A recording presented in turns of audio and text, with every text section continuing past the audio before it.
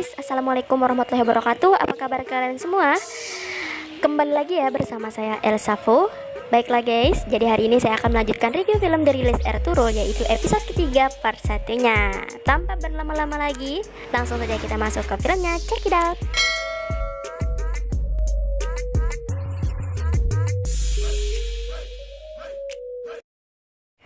Lanjutan episode kedua kemarin, kita di sini diperlihatkan scene di mana Kara Toygar berhasil menyerang rombongan karavan yang dipimpin oleh Gundukdu, dan yang selamat hanyalah Gundukdu saja. Kara Toygar berkata kepada Gundukdu sebenarnya tidak pantas mendapatkan ini. Ia sudah mengatakan kepada ayahnya Sulaiman Shah kalau ia tidak menyerahkan para tawanan, ia akan membuat langit runtuh menimpanya. Dan sekarang ia harus memilih apakah Sulaiman Shah tetap mempertahankan tradisinya atau anaknya. Namun dengan siasatnya, Gundukdu berusaha untuk melarikan diri. Sementara itu, di sisi lain, di suku Kai, Ertugrul yang sudah kembali dari Aleppo langsung menemui ayahnya. Ia memberikan berita baik bahwa ia sudah berhasil dan sekarang mereka memiliki tempat berlindung. Tapi tugas mereka tidaklah mudah. Namun ayahnya mengatakan bahwa suku Kai tidak pernah mencari kemudahan. Allah telah memberkahi mereka semua ujian dengan pertolongannya. Dan tidak lupa pula Ertugrul juga memberikan salam kepada ibundanya. Lalu ayahnya menyuruh Ertugrul untuk beristirahat dan mengatakan bahwa ia akan mengadakan pertemuan. Dan Ertugrul lah yang memberitahu tentang kabar baik itu. Di sisi lain, terlihat Halime yang sedang bersantai di bawah pohon sambil menikmati pemandangan. Tiba-tiba Halime mendengar seseorang datang menghampirinya. Ia pun segera beranjak dari tempatnya dengan siaga, sembari memegang belatinya. Dan ternyata Ertugrul lah yang menghampirinya itu. Ertugrul melihat Halime yang tampak ketakutan bertanya kepadanya, apakah ia membuatnya takut? Lalu Halime menjawab bahwa ia tidak takut, hanya saja ia terkejut karena Ertugrul pulang begitu cepat. Ertugrul pun mengatakan sesuai dengan apa yang ia katakan bahwa ia akan memacu kudanya tanpa henti agar ia segera kembali, dan Halime pun tersipu malu. Lalu Halime bertanya kepada Ertugrul apakah ia membawa kabar baik dari Aleppo, adakah tanah untuk mereka. Ertugrul pun membenarkan hal tersebut dan Halime pun merasa bersyukur akan hal itu. Halime menyadari bahwa hadiah yang ia berikan tergantung di pedangnya Ertugrul. Ertugrul lalu mengatakan benda itu selalu ada di dekatnya. Benda itu selalu mengingatkannya untuk selalu tegar. Ketika ia dalam kesulitan, benda itu selalu mengingatkannya kepada Halime. Tidak hanya itu, Ertugrul juga memberikan Halime hadiah dari Aleppo. Hadiah itu adalah sebuah cermin yang indah. Halime pun sangat menyukai hadiah itu. Ketika Halime memandang dirinya di dalam cermin, Ertugrul pun ikut mendekat lalu berkata, ia ingin Halime juga bisa melihat keindahan yang ia lihat di dalam cermin itu. Tiba-tiba dengan wajah yang murung, Halime mengatakan bahwa setiap mimpi pasti memiliki akhir, dan membuat Ertugrul bingung dan bertanya padanya apa yang telah terjadi pada Halime. Halime mengatakan dengan cemas bahwa Kara Toygar telah mencoba untuk menculik Halime dan keluarganya. Ia mengatakan kalau Kara Toygar tidak pernah berhenti untuk mengejar mereka. Ertugrul pun berusaha untuk menenangkan Halime dan ia berjanji bahwa ia tidak akan pernah meninggalkan Halime. Ketika Ertugrul kembali ke perkemahan, ia pun segera menghampiri Deli Demir. Ia bertanya kepada Deli Demir apakah benar anak buah Kara Toygar telah menyerang tenda Halime. Deli Demir pun membenarkan dan berkata bahwa ia sudah memberi mereka pelajaran. Ertugrul yang terlihat marah mengatakan kepada Deli Demir bahwa ia sudah mengamanahkan tenda Halime padanya. Bagaimana mereka bisa masuk dan menyerang tenda Halime? Melihat Deli Demir yang tampak merasa bersalah, Ertugrul pun berterima kasih kepada Deli Demir karena berkatnya Halime dan keluarganya bisa selamat. Deli Demir mengatakan bahwa bukan hanya dia yang menyelamatkan mereka, ada Absin Bey juga. Ia adalah seorang saudagar yang datang di perkemahan suku Kai, dan Deli Demir juga mengatakan bahwa di setiap kejadian pasti ada hikmahnya, yang mana kalau penjahat-penjahat itu tidak datang, Halime dan keluarganya sudah pergi malam itu. Ertugrul yang tampak kecewa mendengar bahwa Halime akan pergi, ia pun segera meninggalkan Deli Demir dan kesatrianya. Dan di dalam tenda terlihat Halime sedang memandangi cermin yang diberikan Ertugrul padanya. Lalu Aikis datang dan melihat cermin itu dan bertanya pada Halime apakah Ertugrul yang telah memberikannya. Halime pun hanya tersenyum menjawabnya. Aikis mengagumi hadiah itu dan mengatakan bahwa Ertugrul selalu memikirkan Halime, namun melihat Halime yang tampak murung, ia pun bertanya kepada Halime apakah ada yang menyakitinya. Halime pun menceritakan kegundahan hatinya kepada Aikis, bahwa sepanjang hidupnya ia harus terus berpindah. Tapi untuk pertama kalinya Halime merasa sedih karena harus berpindah dari suku Kai. Aikis mencoba untuk menenangkan Halime dan berkata kalau ia tidak mengerti dari siapa Halime harus berlari. Tapi ia tahu sekarang Halime tidak sendiri. Ertugrul Bey tidak akan pernah membiarkan Halime untuk pergi. Sedangkan di sisi lain, yaitu di kastil pasukan Templar, Eleonora menghampiri Mario yang sedang memberi makan para burung merpati. Eleonora mengatakan kepada Mario bahwa ia ingin mengunjungi kuburan ayahnya. Ia ingin berdoa untuk ayahnya di sana, dan ia mengatakan sebelum orang Turki membunuh ayahnya, Mario lah yang terakhir kali melihatnya. Mario pun berkata bahwa orang Turki itu menyerangnya bermil-mil sebelum ia kehilangan penglihatannya, dan terakhir kali yang ia lihat adalah ayah Eleonora. Lalu Eleonora berkata, bagaimana kalau ayahnya belum mati? Mario lah yang menguburnya saat matanya sudah buta. Bagaimana kalau yang Mario kubur bukan ayahnya, melainkan orang lain? Lalu Mario menjawab bagaimana mungkin ia tidak mengenali tuannya yang sudah bertahun-tahun ia layani. Mario kemudian meninggalkan Eleonora dan segera mendatangi Patricio. Ia melaporkan bahwa Eleonora meragukan kematian ayahnya, dan Eleonora mencoba memojokkannya dengan pertanyaan-pertanyaan. Lalu Patricio berkata kalau Mario harus mengawasi setiap langkah Eleonora. Dan di perkemahan suku Kai, Selcan menemui Gokce. Ia berkata bahwa Jaime Hanem bertanya kepadanya apakah Gokce mencintai Ertugrul, dan ia meminta kepada Gokce untuk berhenti memendam perasaannya. Gokce pun berkata bahwa ada Halime di hati Ertugrul. Ibunya memang menginginkannya, tapi anaknya tidak menginginkannya. Selcan kemudian meyakinkan Gokce kalau ketika Sulaiman Shah meminta Ertugrul untuk menikah dengan Gokce, Ertugrul tidak bisa menolaknya, dan ia mengatakan bahwa Gokce tidak perlu khawatir. Kemudian di sisi lain terlihat Kurdolu yang sedang membicarakan kepindahan mereka menuju Aleppo dengan Alpargu Bey. Ia menolak jika suku Kai harus menjadi perisai untuk melindungi Aleppo. Ia lebih memilih untuk pindah ke wilayah lain dan bekerja sama dengan Mongol untuk menghindari penyerangan. Tapi Alpargu mengatakan Mongol pernah menumpahkan darah pada suku Kai. Tapi Kurdolu mengatakan demi sukunya ia akan bekerja sama dengan para pasukan Mongol itu. Dan ia meminta pada Alpargu untuk bicara tentang penolakan mereka di pertemuan nanti. Sedangkan di sisi lain, Gundukdu sedang berusaha melarikan diri dari anak buah Karatoegar, namun ia gagal. Anak buah Karatoegar berhasil menangkapnya dan membawanya ke istana Karatoegar.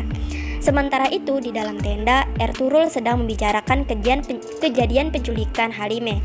Ia mengatakan Karatoegar jelas memiliki orang dalam yang membuat mereka berani untuk menyerang perkemahan. Ertugrul meminta Ilyas, orang yang tidak menarik perhatian, untuk memata-matai seseorang. Ilyas pun bertanya apakah ada orang yang Ertugrul curigai. Ertugrul kemudian menjawab bahwa ia mencurigai Afsin. Setelah menyelamatkan Halime, ia tinggal di perkemahan dan meminta Ilyas untuk mengawasinya. Kemudian di tenda utama sedang diadakannya pertemuan mengenai migrasi suku Kai ke Aleppo. Di sana Ertugrul menceritakan bahwa tanah baru mereka sama seperti tanah para leluhur mereka, yang mana tempat itu sangat terlindungi, dikelilingi oleh pegunungan. Orang-orang di sana menyebutnya Yelkesen. Lalu ia memancarkan air dari celah-celah bebatuan. Tempat itu adalah tempat yang subur dan produktif, tempat di mana kuda-kuda berlarian bebas dan ternak mereka akan tetap gemuk di musim dingin. Lalu Ertugrul juga mengatakan bahwa tidak semua tempat yang indah seperti bunga. Tempat itu memang subur, tapi juga berhadapan langsung dengan musuh. Mereka langsung berhadapan dengan wilayah pasukan salib. Lalu Alpargu menanyakan kepada Ertugrul mengapa ia menyamakannya dengan tanah leluhur kita. Lalu Ertugrul mengatakan Alpargu salah. Apa menurutnya tanah leluhurnya hanya sekedar dongeng? Kisah mereka bukan untuk menidurkan bayi, tapi agar kita bangkit, dan kita juga harus belajar dari leluhur kita yang mampu mencairkan gunung besi dari sekeliling mereka. Sulaiman Shah menanyakan pendapat dari Kurdolu, dan Kurdolu dengan munafiknya membenarkan perkataan Ertugrul. Ia mengatakan bahwa kehadiran musuh-musuh di depannya dapat membukakan pintu syuhada, dan itu dapat membuat suku mereka lebih kuat. Lalu Sulaiman Shah menanyakan pendapat para bey lainnya. Semua bey pun menyetujui untuk berpindah ke Aleppo. dan Sulaiman Syah segera menyuruh mereka untuk bersiap-siap bermigrasi. Kemudian scene beralih ke istana Karatoegar. Di sana Gundukdu sedang berhadapan dengan Karatoegar. Lalu Hamzah, kesatria dari Gundukdu, datang bersama dengan anak buah Karatoegar.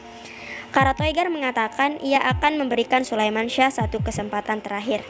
Ia akan mengirim Hamzah pada ayahnya dan meminta untuk menukar para tawanan dengan Gundukdu.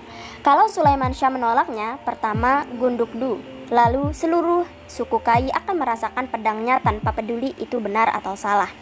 Kemudian pada malam hari di suku Kai ada perayaan keberhasilan Ertugrul yang telah berhasil mendapatkan tanah di Aleppo. Seluruh rakyat berterima kasih dan memanjatkan doa-doa kepada Ertugrul. Sulaiman Syah yang membuka acara itu meminta kepada para kesatria dan pedangnya untuk memberikan pertunjukan. Lalu Ertugrul dan para kesatrianya pun mulai pertunjukan itu. Ketika pertunjukan sedang berlangsung, Halime pun datang ke area pertunjukan itu yang mencuri perhatian Ertugrul padanya. Gokce yang melihat itu merasa cemburu dan pergi dari tempat itu. Selcan yang mengetahui hal itu segera menghampiri Halime. Ia mengatakan bahwa Sulaiman Syah melindungi ia dan keluarganya karena mereka mengikuti tradisi mereka. Lalu ia bertanya, bagaimana dengan Halime? Di tempat tuan rumahnya, pantaskah ia mencuri pandang dengan putra tuan rumahnya yang telah melindunginya? Halime pun bertanya maksud dari perkataan Selcan tersebut. Lalu Selcan mengatakan Halime mengerti maksud dari perkataannya. Lalu Halime pun menyadari bahwa yang dimaksud Selcan itu adalah Ertugrul. Ertugrul dari kejauhan melihat Halime yang sedang berbincang dengan Selcan, membuatnya tampak khawatir. Lalu Selcan meminta Halime untuk menjauhi Ertugrul. Halime yang merasa tersinggung dengan perkataan Selcan pun langsung pergi meninggalkan area itu. Ertugrul yang melihat Halime pergi di area pertunjukan segera mengejarnya. Ertugrul pun menyinggung Halime mengenai niat Halime yang ingin pergi dari perkemahan. Halime pun menjawab dan membenarkan bahwa ia memang ingin pergi dari perkemahan, namun ia gagal. Lalu Ertugrul mengatakan bahwa tidak ada yang menginginkan mereka untuk pergi. Bagi mereka itu adalah sebuah tradisi yang harus selalu dijaga. Halime kemudian mengatakan bahwa ada awan hitam yang selalu mengikuti mereka. Mereka harus pergi supaya suku Kai tidak diliputi oleh awan hitam itu. Ertugrul pun bertanya kepada Halime dengan rasa kecewa. Jadi sebelum aku kembali dari Aleppo kau akan pergi dan menghilang. Halime pun menjawab itu sangat menyakitkan baginya, bahkan hancur hatinya. Tapi mereka akan terus mengejar Halime dan keluarganya. Ertugrul pun bertanya kepada Halime, siapakah orang itu dan apa yang mereka inginkan dari mereka. Tapi Halime malah mengatakan sebaiknya Ertugrul tidak mengetahui siapakah mereka sebenarnya. Lalu tiba-tiba ada seseorang yang memanggil Ertugrul dan mengatakan ada seseorang yang mengalami kusta datang ke perkemahan. Ertugrul langsung menghampiri mereka. Kemudian mereka mengatakan bahwa orang itu sedang memasuki sesuatu ke dalam makanan. Sulaiman Syah pun bertanya kepada orang tersebut, apa yang telah ia masukkan ke dalam makanan. Tapi orang itu hanya menjawab bahwa Ertugrul mendapatkan pesan dari pasukan Templar dan orang itu segera bunuh diri. Lalu di dalam tenda Sulaiman Syah bertanya kepada Ertugrul apa yang diinginkan pasukan Templar dari dirinya. Kemarin mereka mencoba membunuhnya di Aleppo dan sekarang mereka mencoba menebarkan kejahatan di perkemahan. Semua ini berawal sejak Ertugrul menyelamatkan keluarga itu. Ada apa ini? Ertugrul pun menjawab, masalah lebih rumit dari yang terlihat, ayah. Menurutnya masalahnya bukan hanya tentang Halime. Alasan utama pasukan Templar menyerang mereka karena mereka akan memasuki wilayah pasukan Templar. Sulaiman Syah pun menanggapi Ertugrul, katanya itu tidak ada kaitannya dengan Halime dan keluarganya, tapi ada yang dirahasiakan oleh keluarga Halime dari mereka. Dan rahasia ini adalah rahasia yang berbahaya. Lalu Sulaiman Syah mencoba mengingatkan Ertugrul bahwa mereka itu adalah tamu suku Kai. Tentu mereka adalah mahkota di kepala mereka, tapi tidak lebih dari itu. Tidak mungkin putri suku ini berasal dari orang asing. Lalu Sulaiman Syah mengatakan bahwa Ertugrul akan segera dinikahkan dengan Gokce. Ia sudah mengatakannya kepada ibunya dan ibundanya pun menyetujuinya. Mengetahui kegundahan hati anaknya, Haime Hanam pun menghampiri Ertugrul. Ertugrul pun bertanya kepada ibunya, apakah yang dikatakan ayahnya itu benar? Apakah Gokce akan benar dinikahkan dengannya? Haime pun mengajak Ertugrul untuk duduk dan mengatakan kalau Gokce adalah gadis dari seorang bey. Ia dibesarkan oleh keluarganya, mereka tahu sifatnya dan juga tahu silsilah keluarganya. Ertugrul pun mengatakan bahwa ia tahu itu dan ia bertanya kepada ibunya, apakah ibu tahu isi hatinya? Haime menjawab bahwa Halime yang berada di dalam hati Ertugrul. dan mengatakan Halime mungkin hari ini di sini, tapi tidak selamanya. Kita tidak tahu mereka. Mereka bilang mereka adalah pedagang. Ayahmu tidak membantah itu, tapi ayahmu tahu kalau mereka bukanlah seorang pedagang. Dia mengatakan bahwa mereka tamu dari Allah, jadi tidak ada curiga. Kalau leluhurmu mengatakan bahwa kedamaian untukmu dan perkemahan adalah bukti, hal yang lain pun tidaklah penting.